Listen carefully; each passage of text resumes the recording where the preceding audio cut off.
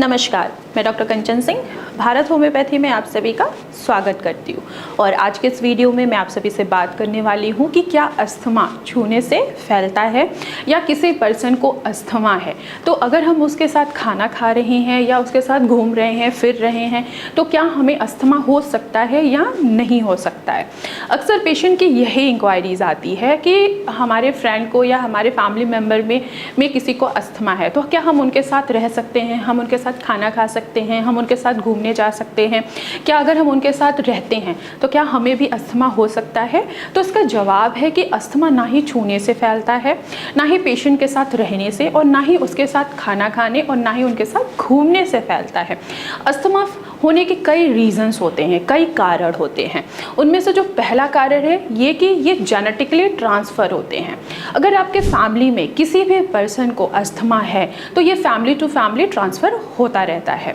दूसरा कारण है कि अगर आप किसी भी चीज़ से एलर्जिक हैं तो उसके वजह से भी आपको अस्थमा हो सकता है, जैसे कि साइनस है या एलर्जी राइनाइटिस है। ये आपने क्या किया कि इसका ट्रीटमेंट प्रॉपर नहीं लिया तो इसके सिम्टम्स क्या होते हैं, धीरे धीरे जब वर्स कंडीशन होने लगता है तो हमारी जो एयरवेज है वो ब्लॉक होने लगती है, वो श्रिंक होने लगती है और जो एल्वोलाइज हैं उनमें प्रॉपर ऑक्सीजन नहीं मिल पाता है तो उसके वजह से भी अस्थमा डेवलप हो सकती है। तीसरा इसके पीछे का रीज़न है कि आप किसी चीज़ से एलर्जिक हैं, जैसे कि डस्ट हो गया, पोल्यूशन हो गया या क्लाइमेट चेंजेस हो रहा है या आप जहाँ आप रहते हैं वहाँ का एरिया जो है वो सीलन से भरा हुआ है। जिस घर में आप रहते हैं उस घर में बिल्कुल हवा ना आ रही है ना जा रही है, ना धूप की किरणें आ रही हैं, तो वो जगह क्या हुआ आपका सीलन से भर गया तो उसके वजह से भी अस्थमा हो सकता है। बहुत सारे ऐसे पेशेंट हैं जिनको एलर्जिक अस्थमा होता है, किसी भी चीज़ से वो एलर्जिक होते हैं, जैसे कि डस्ट हो गया, पोल्यूशन हो गया, तो इन रीजन की वजह से भी अस्थमा हो सकता है। इसके अलावा एक और रीज़न है कि अगर आपको वायरल इन्फेक्शन है, बार बार आपको रेस्पिरेटरी ट्रबल हो रहा है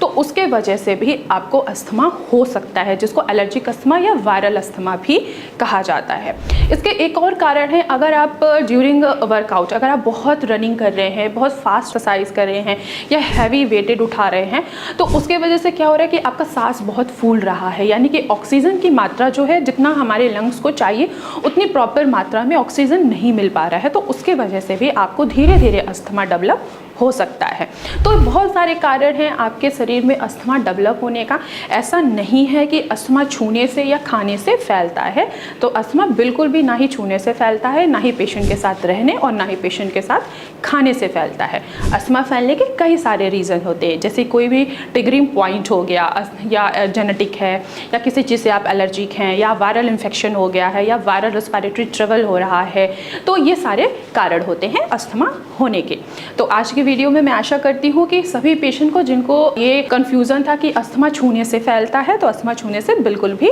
नहीं फैलता है। तो आज की वीडियो में बस इतना ही, फिर मैं मिलूंगी नेक्स्ट वीडियो में, तब तक के लिए धन्यवाद।